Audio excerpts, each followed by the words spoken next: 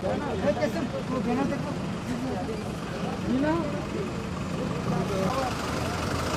था, यहीं था। नंबर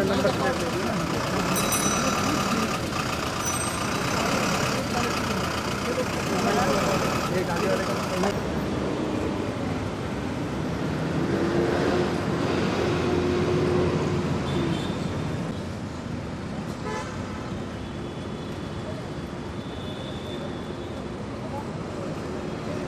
यहाँ से झंडा दिखा।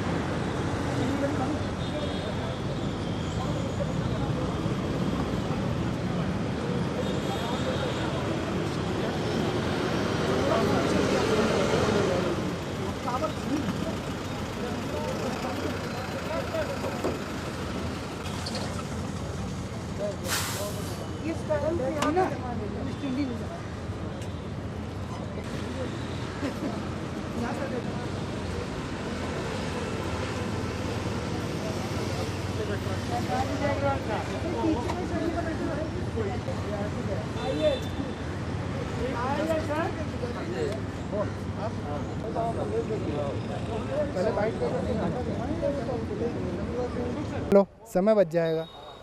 हेलो हेलो, आप राहत सामग्री भेज रहे हैं तो बिहार के किन किन राज्यों में भेज रहे हैं? जी, बिहार के हम उन जिलों में भेज रहे हैं जो हमारे दोनों सेंटर के समीपवर्ती है। तो आज जो जा रही है, एक पूर्णिया, हमारा जो 4 सेंटर है, पूर्णिया, दरभंगा, मुजफ्फरपुर और मोतिहारी, तो ये 2 अभी ट्रक जा रही है, एक पूर्णिया के लिए, एक दरभंगा के लिए। रात को जो खुलेगी वो एक मुजफ्फरपुर जाएगी और एक मोतिहारी। तो हम चारों सेंटर के लिए भेज रहे हैं। तो जिला जो कवर करेगा ये हमारे जो पूर्णिया वाले के साथ है, बेगूसराय, खगड़िया, पूर्णिया, कटिहार, नवगछिया, आसपास के जो उसमें टच करते हैं उसमें हैं। उसके बाद हमारा दरभंगा के साथ है, मधुबनी, सुपौल, आपका दरभंगा का पूरा, फिर उधर उसी में से कुछ पार्ट हम मधेपुरा के लिए रखे हैं।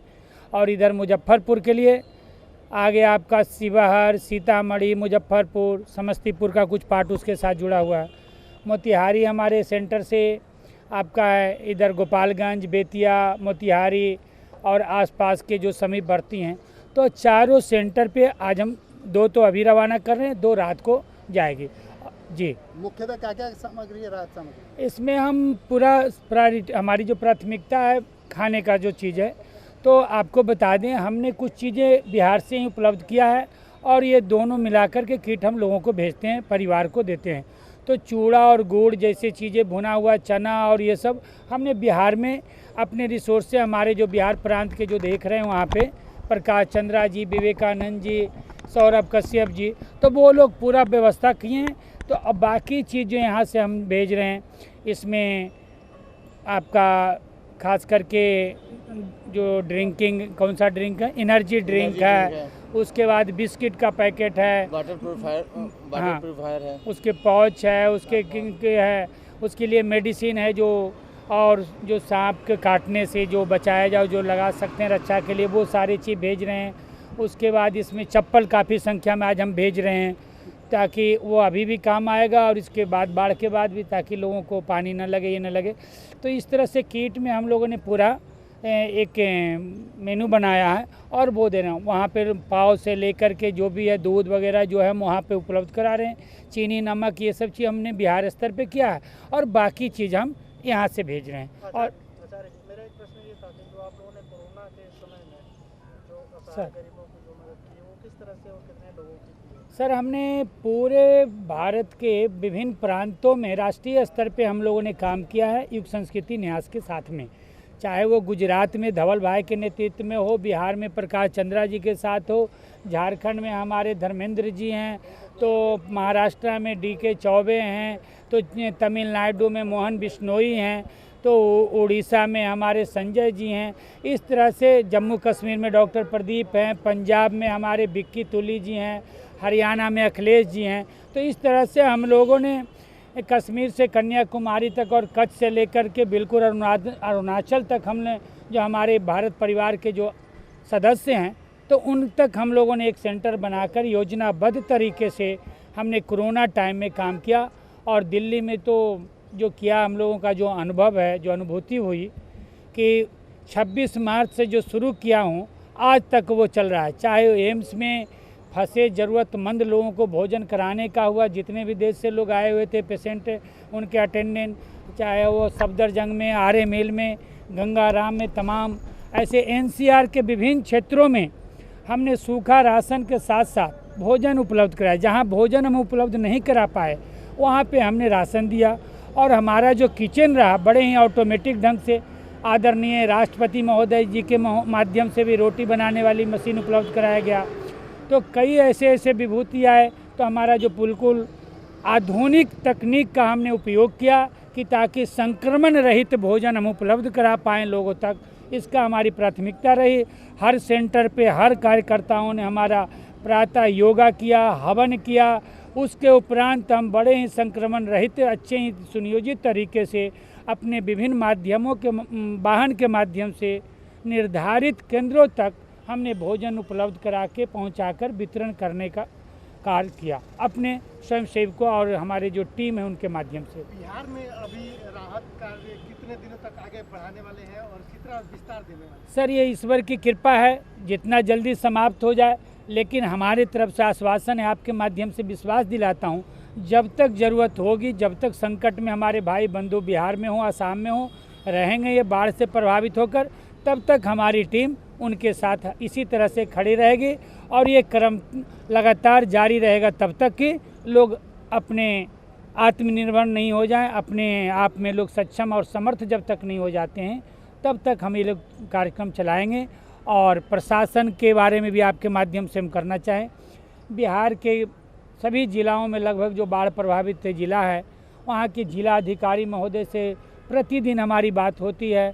वहाँ के पुलिस से जो ऑफिसर एसपी साहब, उनके लगातार हम संपर्क में हैं।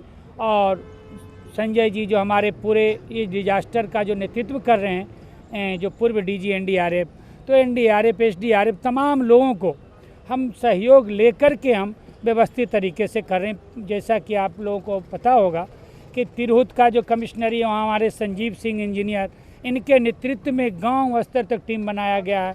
इसी तरह से दरभंगा में हमारे मौनी बाबा, आपको एक चीज़ और बताना चाहिए, 2 भोजनालय हमारा पिछले 15 दिनों से चल रहा है और वो लगातार जारी है, सुबह शाम दिन भर चल रहा है। एक पचारी मठ है आपका दरभंगा में, जहाँ पे हम लगातार भोजन करा रहे हैं ज़रूरतमंद लोगों को। एक केसरिया है इस चंपारण में, मोतिहारी में, एक केसरिया ब्लॉक में। तो ये 2 भोजनालय चल रहा है। अगर ज़रूरत पड़ी तो हम ऐसे भोजनालय भी स्थायी रूप से चलाएंगे कैंप के तौर पे जब तक ज़रूरत होगी। अभी आप कह रहे हैं कि आत्मनिर्भर बनाने के लिए, तो आत्मनिर्भर लोगों को बनाने के लिए आपकी क्या है? सर, आत्मनिर्भर बनाने के लिए हम लोग इसके बाद जो अभी से ही कर्मचारी है, अभी हमने कई बड़े बड़े संस्थाओं का हमने सहयोग लिया है, डीएलएफ है, पुंज लॉयड है और तमाम तरह के। तो ऐसे जो बेरोजगार हो गए आज के तारीख में, तो जिनकी जैसी योग्यता है उनको उस तरह के काम में हमने अपनी टीम के माध्यम से वो जोड़ने का काम किया, निस्वार्थ भाव से, परमार्थ भाव से। हमें किसी से कोई ये नहीं है, हमारा है कि ये ज़रूरतमंद को जो उचित वेतन होना चाहिए, इसका जो राशि होना चाहिए उसको मिले और उनको सही वर्कर्स मिल जाएं, सक्षम योग। तो इसके लिए हम लोगों ने करीब अभी तक 2000 से ज़्यादा लोगों को हम रोज़गार लोगों के सहयोग से ये युग संस्कृति न्यास के माध्यम से ये कर रहे हैं, जिसका नेतृत्व हमारे विकास मणि जी कर रहे हैं। जी, 1 लाख का तो मिनिमम है कि हम इसको पूरा करें। जी नमस्कार। आइए मृत्युंजय जी, इधर आइए। अरे सबसे बड़ी टीम है ये, पूरा सब्जी खरीद के किसान से लाए। आप लोग को पता होना चाहिए 3 महीना तक, कि ताकि शुद्ध सब्जी हम खिला सके लोगों को। और हम लोग वही भोजन लोगों को, और जय मंगला फाउंडेशन हिला दीजिए और नीचे कीजिए। झंडी हिलाइए, हिलाइए इसको। हाँ, आ जाओ भाई।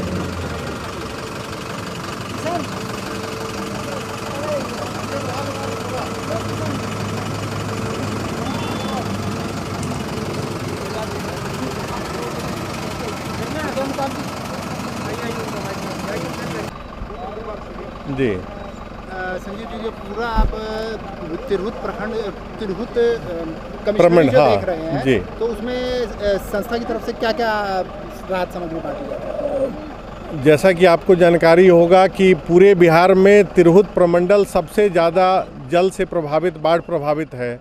और तिरहुत प्रमंडल में जो 5 मेन जिला हैं वहाँ अधिकांश प्रखंड जलमग्न है।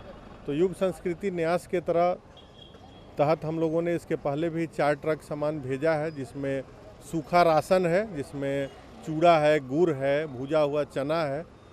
वैसे लोग जो बेघर हो गए हैं, बहुत सारे लोग सड़क पर अपना रात बिताने पर मजबूर हैं, तो वैसे लोगों के लिए हम लोगों ने यहाँ से तिरपाल भेजा है।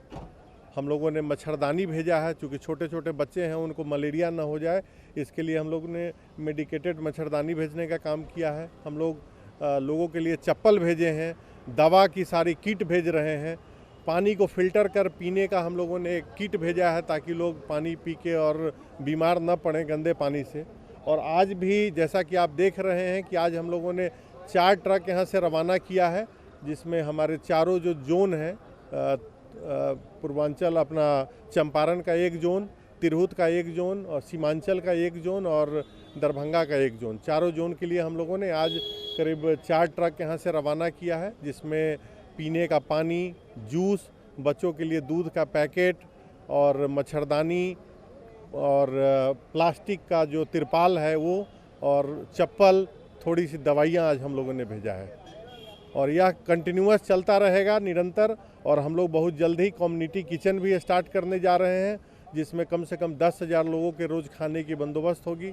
इसके पहले भी आपने देखा होगा कि कोरोना में हम लोगों ने दिल्ली के अंदर ही हर दिन 10,000 लोगों के खाने की समुचित व्यवस्था कराई थी। और आगे भी युग संस्कृति न्यास के तहत यह कार्यक्रम हमारा चलता रहेगा। जी, धन्यवाद।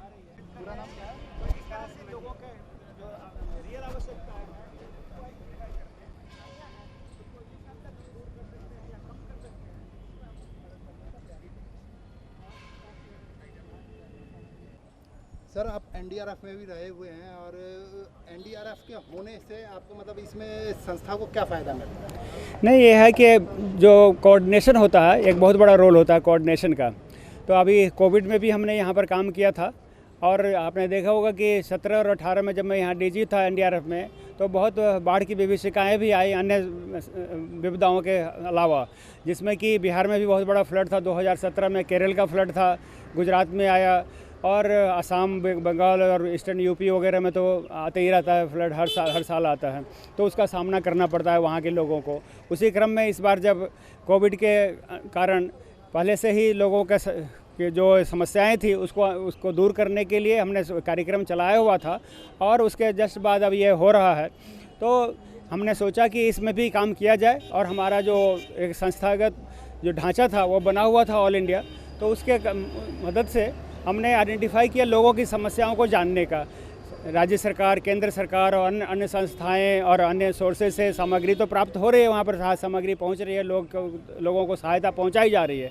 हमारे कार्यकर्ता भी फील्ड में हैं, जो कि स्थानीय लोगों से संपर्क करके, उनके जो प्रतिनिधि हैं उनसे बात करके, और स्थानीय प्रशासन की मदद से वहाँ की आवश्यकताओं को एक पता कर रहे हैं, और उन आवश्यकताओं की पूर्ति के लिए, जो कि एक गैप है, अन्य आपूर्तियों और जो लोगों के अपेक्षाएं हैं उसके बीच में, तो उन गैप की पूर्ति के लिए हम ये प्रयास कर रहे हैं ताकि लोगों का जो रियल आवश्यकताएं हैं उसको हम लोग पूर्ति कर सकें जहाँ तक संभव हो, और उनकी जो कठिनाइयाँ हैं उसको जहाँ तक संभव हो हम कम से कम कर सकें।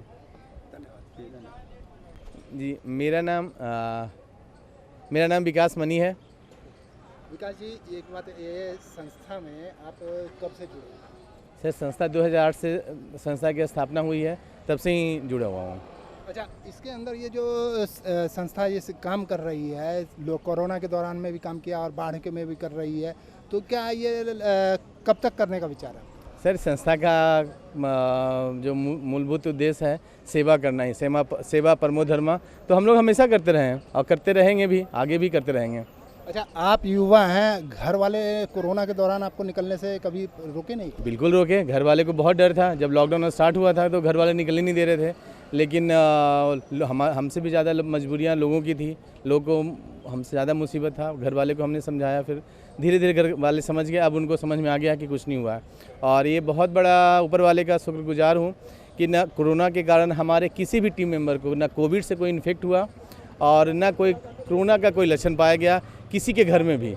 ये हमारे लिए बहुत बड़ा, मतलब ऊपर वाले का बोलते हैं ना कि जब किसी का हाथ नहीं होता तो ऊपर वाले आपके साथ देते हैं। अच्छा, आमतौर पर देखा जाता है युवा लोग पैसे के पीछे ज़्यादा भागते हैं, कैरियर के पीछे ज़्यादा भागते हैं बजाय समाज सेवा में आगे आने के लिए। तो आपको समाज सेवा में आने के लिए प्रेरणा कहाँ से मिली? हमें प्रेरणा सर समाज से ही मिली। जब समाज में जब आप दर्द देखते हैं तो आपको लगता है कि उनके दर्द के सामने आपका दर्द कुछ भी नहीं है, तो उस भाव से ही हम लोग सेवा भाव की प्रेरणा मिलती है और हम लोग उसी उद्देश्य से काम करते जा रहे हैं। धन्यवाद। ठीक है, हाँ, इतना ठीक है। कोई चेहरा दिख गया ना, वैसे तो अकेले में कोई दिक्कत नहीं है, भीड़ में दिक्कत है। जी, नाम? मैं रजनीश हूँ। मैं इस संस्था से काफ़ी पहले से ही जुड़ा हुआ हूँ और हम लोगों ने कोविड के समय तन मन धन से इस संस्था के साथ काम किया है। हमने यह देखा है कि छोटी छोटी देश अपने को बहुत अच्छे से प्रबंधन करते हैं और हर तरह की समस्याओं से निजात पा लेते हैं। चूँकि मैं एक इंटरनेशनल रिसर्च कंसल्टेंट रहा हूँ तो हमारा ज़्यादा वास्ता जापान देश से पड़ा है और वहीं की चीज़ों को हम देखते हैं कि हमारी सोसाइटी कैसे इक्वल होगी और कैसे हम लोग जो है समाज को आगे ले पाएंगे, सबको साथ लेके, जिसको आजकल हम इंक्लूसिव डेवलपमेंट भी कहते हैं। धन्यवाद।